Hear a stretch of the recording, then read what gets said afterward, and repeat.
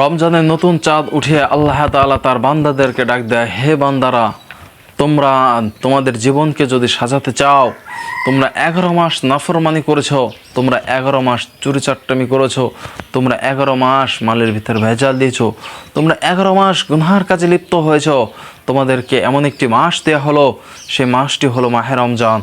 এই মাসটিকে তোমরা গনিমতের মাস মনে করে তোমরা আমার কাছে মাপ চাও, আমি তোমাদেরকে সাধারণত মাপের ঘোষণা দিয়ে থাকবো। আল্লাহ সুবহানাহু ওয়া তাআলা এই রমজান মাসে সাধারণত মানুষকে মাপের ঘোষণা করে থাকেন। আপনাকে এই এমন একটি দামি একটি মাস দিয়েছেন।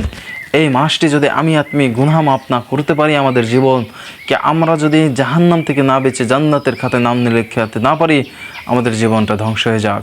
আল্লাহ রসুল সাল্লাল্লাহু আলাইহি ওয়াসাল্লাম তিনি একদিন মেম্বারের পর বসে রয়েছেন। তখন জিবরাইল আলাইহিস সালাম আইসে তিনি তখন বলতেছেন যে এই মাহে রমজান মাস পেয়ে যদি কেউ কারো গুনাহকে মাপ না করাতে পারলো, তাহলে সে ধ্বংস হোক। তখন আল্লাহ রসুল সাল্লাল্লাহু আলাইহি ওয়াসাল্লাম বলেন আমিন। তাহলে ভাবুন তো, আল্লাহ রসুল সাল্লাল্লাহু আলাইহি ওয়াসাল্লামও ওই মানুষদের জন্য বদনাম করে গেছে, ওই মানুষদের জন্য বদদোয়া করে গেছেন যারা মাহে রমজানটা পেয়েও তাদেরকে গুনাহকে মাপ না করাতে পারলো আল্লাহ তাআলার কাছে। ওই সব মানুষগুলো ধ্বংস হয়ে যাক। তাই আমাদেরকে গুনাহ থেকে বাঁচতে হবে। মানুষ মাহে রমজানে আল্লাহ সুবহানাহু ওয়া তাআলা শয়তানকে তিনি শিকল বুদ্ধি দ্বারা তিনি বেঁধে রাখছেন। তারপর মানুষ কেন গুনাহ করে? শুধুমাত্র মানুষ তার অভ্যাসের কারণে গুনাহ করে। কেননা সে গত 11 মাস সেই অভ্যাসটায় সে লিপিবদ্ধ ছিল। তিনি দুপুরবেলায় আসে হাতের রিমোটটা নিয়ে টিভি দেখতেন, তিনি মোবাইল অশ্লীল ভিডিও দেখতেন, তিনি গুনাহার কাজ করতেন, তিনি বেপরদা করতেন, তিনি মালে ভেজাল দিতেন। ওই যে গত 11 মাস করার পরেই তার রমজান মাসে ওই অভ্যাসটা থেকে যায়।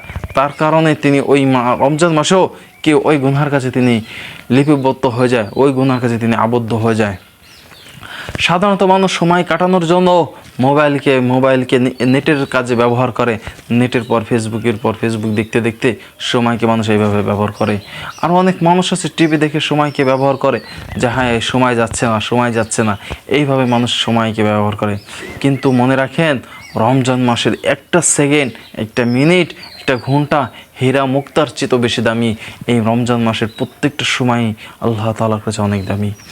মানুষের 50-60 বছরের জিন্দেগিতেও যদি আপনি প্রত্যেকটা সেকেন্ড, মিনিটে, ঘন্টা গুনাহ করে থাকি, তারপর যদি আল্লাহ তাআলার কাছে খাস দিলে একবার চোখের পানি ছেড়ে তাওবা করি আল্লাহ তাআলার কাছে, আল্লাহ সুবহানাহু ওয়া তাআলা আপনাকে নিষ্পাপ মাসুম বাচ্চার মতন মানিয়ে দিবেন। আল্লাহ তাআলা তো তার দিলের ভিতরে মাপের ঘোষণা, তিনি সবসময় তার বান্দাকে অজুহাত খোঁজে কিভাবে মাফ করেন। আর আমরা আল্লাহ তাআলার কাছে চাইতে পারি না, বড় আফসোস। আপনি যদি আল্লাহ তাআলার কাছে চাইতে পারতাম, তাহলে অবশ্যই আল্লাহ তাআলা মাফ করতেন আমাদেরকে। তাই এই চারটি বিষয় যদি আপনি এই চারটি বিষয়ের প্রতি আমল করতে পারলে এই মাহে রমজানে আমাদের জীবনের গুনাহ তো মাফ হবে এবং আমরা আল্লাহ তাআলার কাছে অনেক দামি হয়ে যাব। অর্থাৎ চেষ্টা করতে হবে আমাদেরকে এই চারটি বিষয় প্রতি বেশির থেকে বেশি আমল করতে হবে। কে যেভাবে হোক আমাদের এই মাসটাকে আঁকড়ে ধরে আমাদেরকে এই চারটি আমল বেশি করতে হবে। কেননা হয়তো আমি সামনে মাহে রমজান পেতেও পারি, না পেতে পারি, কালকে পেতেও পারি, না পেতে পারি। আমি যতদিন পাই, যত সময় পাই, এই চারটি আমল আমি মাহে রমজানকে গনিমতের মাস মনে করে আমি চারটি আমল করে যাই ইনশাআল্লাহ। তাহলে দেখা যাবে কি আমিও আল্লাহ তাআলার কাছে দামি হয়ে গেলাম, দুনিয়া মানুষের কাছে দামি হয়ে গেলাম। আর আমরা যদি বড় হতভাগা হলো ওই সব মানুষ যারা রমজান পেয়েও রমজানের গুনাহ মাফ করাইতে পারলো না তাদের নিজের গুনাহকে। আল্লাহ রসুল সাল্লাল্লাহু আলাইহি ওয়াসাল্লাম একদিন মেম্বারের পর বসে রয়েছেন। তখন জিবরাইল আলাইহিস সালাম এসে আল্লাহ রসুল সাল্লাল্লাহু আলাইহি ওয়াসাল্লাম বললেন যে যারা রমজান মাস পেয়েও তাদের গুনাহকে মাফ করাতে পারলো না, তারা ধ্বংস হোক। তখন আল্লাহ রসুল সাল্লাল্লাহু আলাইহি ওয়াসাল্লাম বলেন আমিন। তাহলে এবার চিন্তা করুন, এবার ভাবুন যে মাহে রমজান মাস পেয়েও আপনি আমার যদি জীবনের গুনাহকে না মাফ করাইতে পারি, তাহলে আল্লাহ রসুল সাল্লাল্লাহু আলাইহি ওয়াসাল্লাম আমাদের জন্য বদদোয়া করে গেছেন। অতএব চেষ্টা করবেন যে আপনাকে যদি জাহান্নামের খাতায় নাম লিখে থাকে, জাহান্নামের খাতা থেকে নাম কেটে মেরা জান্নাতের খাতায় আমাদের নাম উঠাইতে হবে।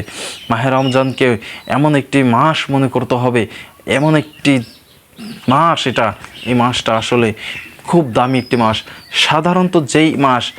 সাধারণত যে 11 মাস থাকে, ওই 11 মাস যেমন সময় আপনারও যাচ্ছে আমারও যাচ্ছে, যেরকম সূর্য উঠতেছে সূর্য যাচ্ছে, সেরকম প্রত্যেকটা জিনিস একইভাবে হচ্ছে। কিন্তু মাস হিসেবে দেখা যায় এই মাসটা অনেক দামি একটি মাস।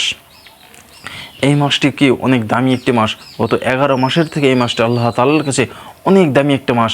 এই মাসে যদি কেউ একবার নফল নামাজে পড়ে অন্য মাসের অন্য মাসের তুলনা থেকে এই মাসে একবার নফল নামাজ পড়লে একটা ফরজ নামাজের সব আল্লাহ তাআলা আমার আমল নামায় দেয়।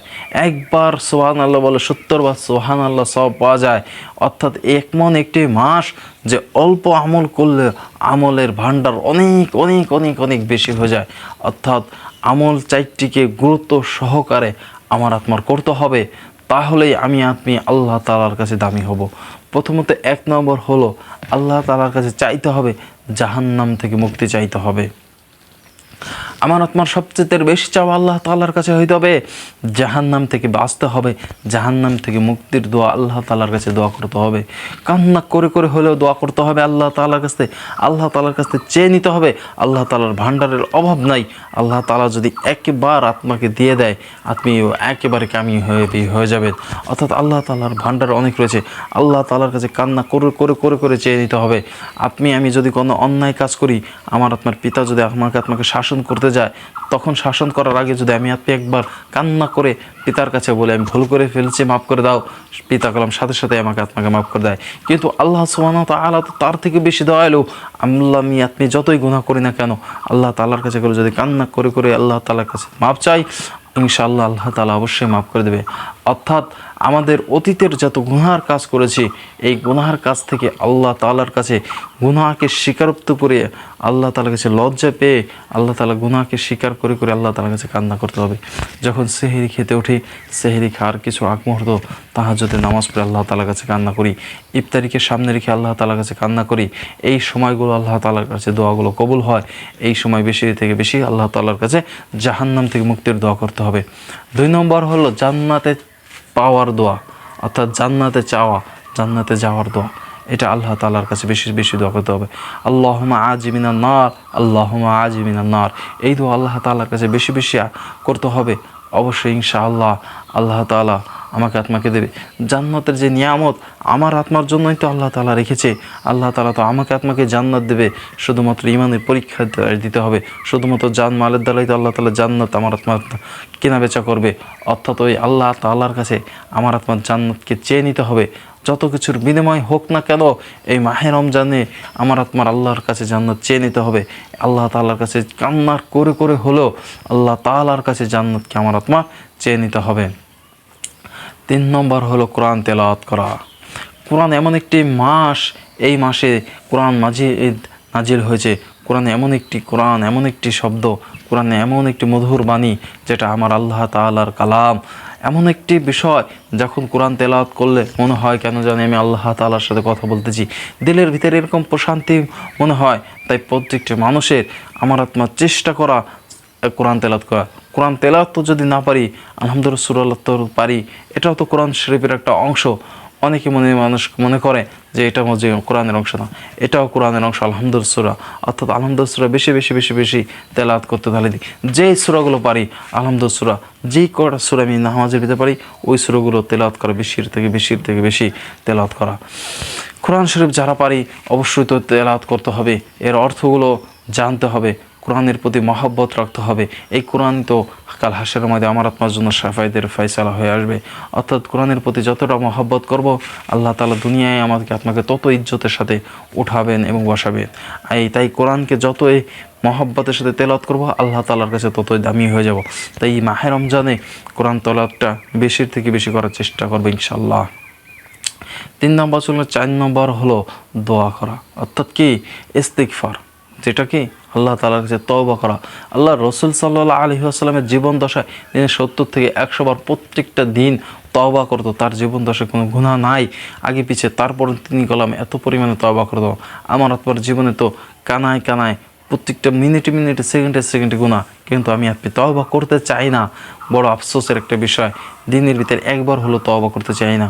দেখা যাচ্ছে আপনি যখন ঘুমাতে যাই, অবশ্যই চেষ্টা করা একবার আল্লাহ তাআলার কাছে 2 হাত উঠিয়ে দোয়া করা, হাই আল্লাহ, আপনি যেইভাবে চলার কথা ছিল আমি সেইভাবে চলতে পারলাম না, বড় শয়তানের ধোকায় পড়ে যাই হোক গুনাহ হয়ে গেছে, হ্যাঁ আল্লাহ আত্মার নামে ঘুমাইতে যাচ্ছি, আমার জীবনের সমস্ত গুণা দিনের সমস্ত গুণা মাফ করে দেন, যদি ঘুম ভাঙে সকাল, না ঘুম ভাঙলে তো নয়। এইভাবে দিনে হলেও ঘুমের আগে হলো আল্লাহ তাআলার কাছে তওবা করা এবং নামাজের পর আল্লাহ তাআলার কাছে তওবা করা, বেশি তওবা করা। তওবা ইস্তিগফার এমন একটা দামি যেটা হয়ে যায় কি মুস্তাবাদ দাওয়া, অর্থাৎ এই তওবা যখন আপনি যত বেশি করবেন আল্লাহ তাআলা আপনাকে মুস্তাবাদ দাওয়া বানিয়ে দিবেন। সেই মুস্তাবাদ দাওয়াকে যে দোয়া করার সাথে সাথে আল্লাহ তাআলা তার দরবারে কবুল হয়ে যায়। এই 4টি কাজকে আমি সকলেই আঁকড়ে ধরি। এই 4টি কাজকে আপনি যত বেশি করতে পারবো আল্লাহ তাআলার কাছে তত বেশি দামি হব। যত বেশি করতে পারবো দুনিয়ায় আল্লাহ তাআলা আমাকে তত বেশি ইজ্জতে রাখবে। তাই চেষ্টা করি এই মাহে রমজানটাকে অবহেলার সাথে না কাটিয়ে, আফসোসের সাথে না কাটিয়ে, অযথা সময়কে নষ্ট না করে, নেটের পেছনে সময়কে নষ্ট না করে, অযথা ভিডিওকে না দেখে রিলস দেখে সময়কে নষ্ট না করে, ইউটিউবে অযথা ভিডিও দেখে নষ্ট না করে আপনি এই কোরআন তেলাওয়াত করি, আল্লাহ তাআলার কাছে দোয়া করি, ইস্তিগফার পাঠ করি। এই বিষয়গুলো আল্লাহ তাআলার কাছে চেয়ে নেই। আসলে কি সময় থাকতে সময়কে মূল্যায়ন করা, সময় চলে গেলে সময়ের আর মূল্যায়ন আসবে না। আমার জীবন থেকে যে সময়টা চলে যাচ্ছে ওই সময়টা অনেক দামি চলে যাচ্ছে। মাহে রমজানকে মনে করে এমন একটি দামি মাসকে আল্লাহ তাআলার কাছে চান যে হে আল্লাহ, চা হওয়ার হয়ে গেছে, জীবনে নতুন কিছু শুরু করতেছি, আল্লাহ তাআলা পিছের গুনাহ মাফ করে। এইভাবে আল্লাহ তাআলার কাছে চান, আল্লাহ তাআলা তো দেওয়ার জন্য রয়েছেনই, ইনশাআল্লাহ আল্লাহ তাআলা দেবেন। আল্লাহ তাআলার কাছে চার ভঙ্গি যেভাবে ছেলে সন্তানরা বাবা মার কাছে চায়, এক ফিলে নাও, অন্য ফিলে নাও, এইভাবে ভঙ্গি করে চায়, আপনি আল্লাহ তাআলার কাছে এইভাবে ভঙ্গি করে চান। আল্লাহ তাআলা তো হাজারো মাখলুকাত, হাজার মানুষের থেকে বেশি দয়ালু। আল্লাহ তাআলা তো দয়ার শরীর, তিনি অবশ্যই ইনশাআল্লাহ দেবেন। এই 4টির প্রতি আপনি আমল করে যাই, ইনশাআল্লাহ আল্লাহ তাআলার কাছে অনেক ভালো এবং দুনিয়ার কাছেও অনেক দামি মানুষ হয়ে থাকতে পারবো। আল্লাহ তাআলার কাছে অনেক দামি হিসেবে, বান্দা হিসেবে আল্লাহ তাআলার দরবারে ইনশাআল্লাহ আল্লাহ তাআলার কাছে পৌঁছে যাব। অর্থাৎ চেষ্টা করবেন যে এই 4টি আমল বেশির থেকে বেশি করা, আর রমজান মাসটাকে অবহেলিতভাবে, অযথাভাবে, অশ্লীল কোনো কাজে করে আজেবাজে আড্ডা দিয়ে অযথা সময়কে ব্যবহার করবেন না। সময়ের মূল্য দিন, আল্লাহ তাআলার কাছে আপনি প্রিয় বান্দা হিসেবে গড়ে তুলুন ইনশাআল্লাহ।